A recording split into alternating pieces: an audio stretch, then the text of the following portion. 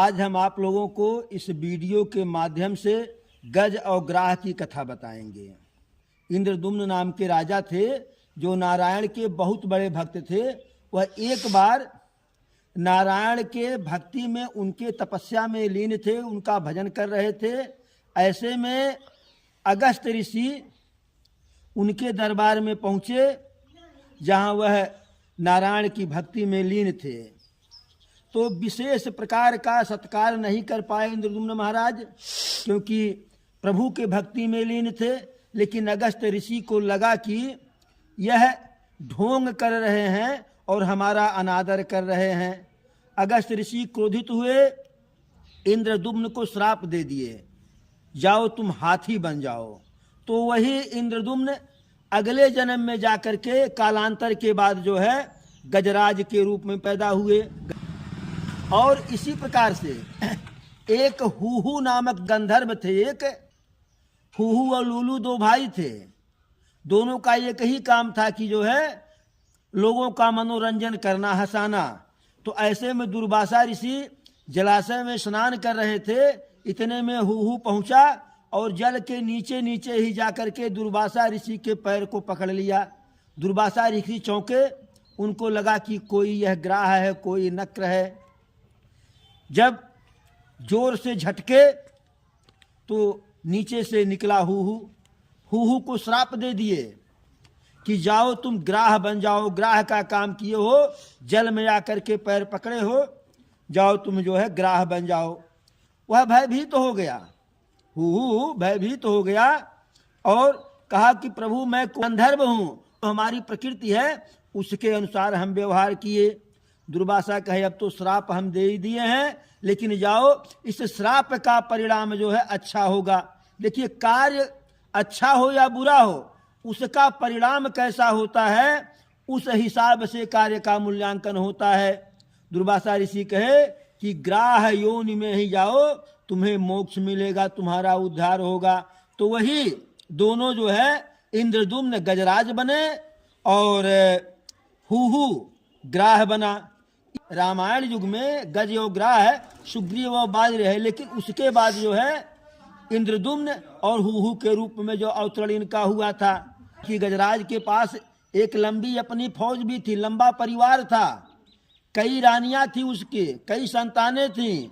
जंगल का वह राजा था गजराज, अहंकारी सा हो गया था, लोगों को अभय का वरदान देता था।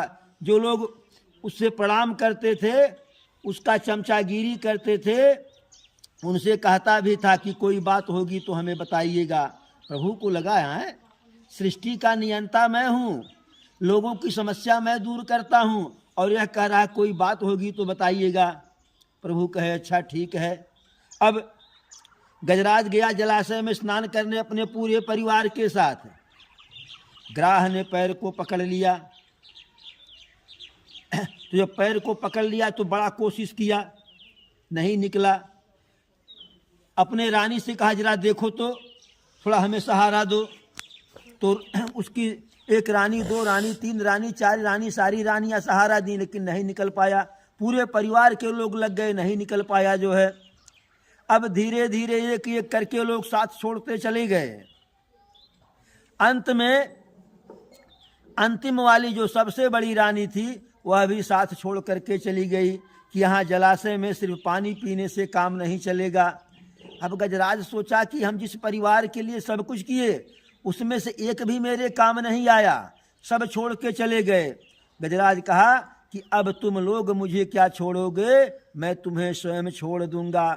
बेचारा अकेले युद्ध करता रहा, मल्ल युद्ध करता रहा, लेकिन जब एकदम हार गया, उसका बल पौरुष हार गया, तो वह भगवान को बुलाया।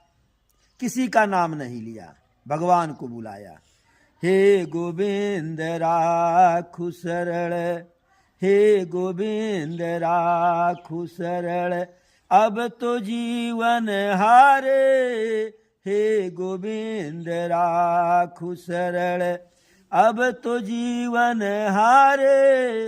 हे गोविंद राखु शरण, नीर पिबन हे तू गयो, नीर पिबन हे तू गयो, सिंधु के किनारे, नीर पिबन हेतु गयो सिंधु के किनारे। अब देखिए, वह जो जलाशय था इतना विस्तृत था कि सागर के जैसा था, कोई और छोर नहीं। वही कहता है, नीर पिबन हेतु गयो सिंधु के किनारे, और सिंधु बीच बसत ग्राह, सिंधु बीच बसत ग्राह, पांव धरि पछारे, हे गोविंद राखु शरण, अब तो जीवन हारे, हे गोविंद राखु शरण।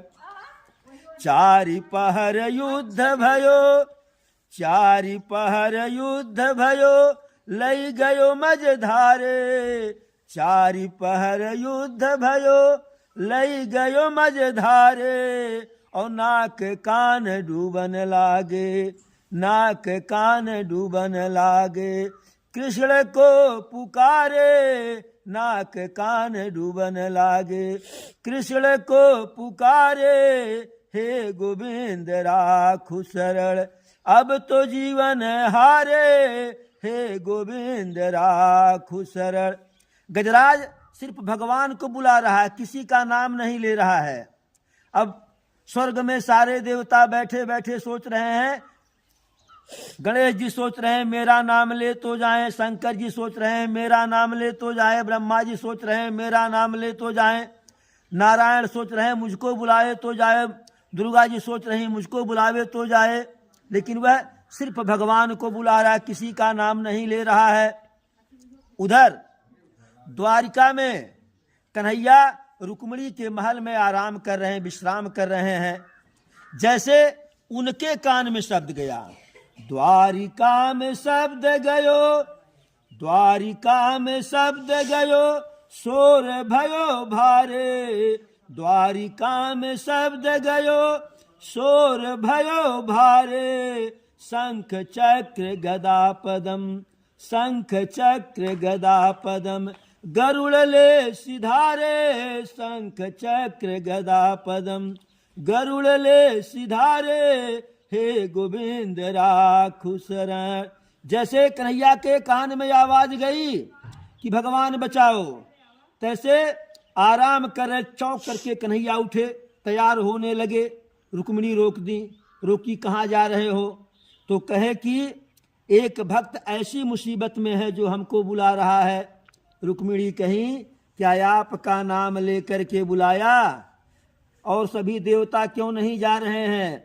कन्हैया बहुत सुंदर जवाब देते हैं कि जो जमीन किसी की नहीं होती है वह जमीन सरकारी होती है।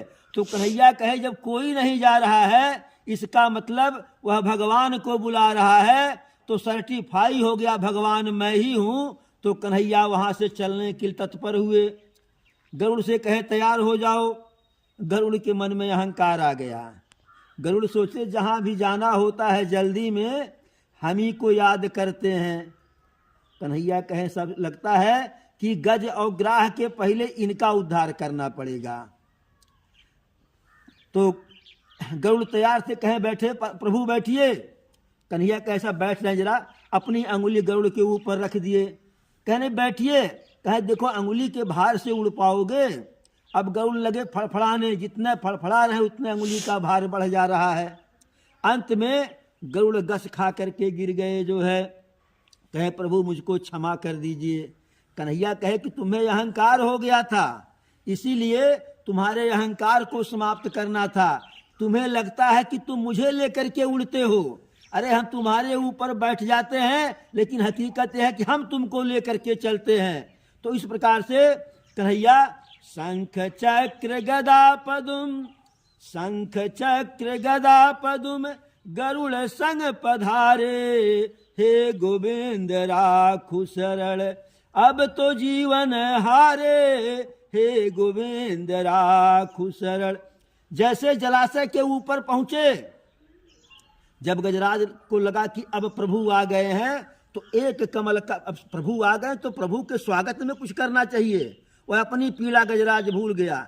एक कमल का पुष्प लेकर के अपने सूंड में बजा करके ऊपर करके प्रभु का बहुत सुंदर स्तुति किया गजराज जो है। और प्रभु जैसे जलाशय के ऊपर पहुंचे, प्रायः होता है कि जब विमान लैंड कर जाता है तब लोग उस पर से उतरते हैं, लेकिन प्रभु ऐसा कुछ नहीं किए। गरुड़ के ऊपर से ही जलाशय में छलांग लगा दिए और जलाशय में छलांग लगाने के बाद गजराज के सूंड को पकड़ करके ग्राह सहित बाहर निकाले। फिर भी ग्राह गजराज के पैर को नहीं छोड़ रहा है। तो कन्हैया अपने सुदर्शन से ग्राह के गर्दन को जो है धड़ से अलग कर दिए। तो इस प्रकार से प्रभु ग्राह का भी उद्धार किए और गजराज का भी उद्धार किए।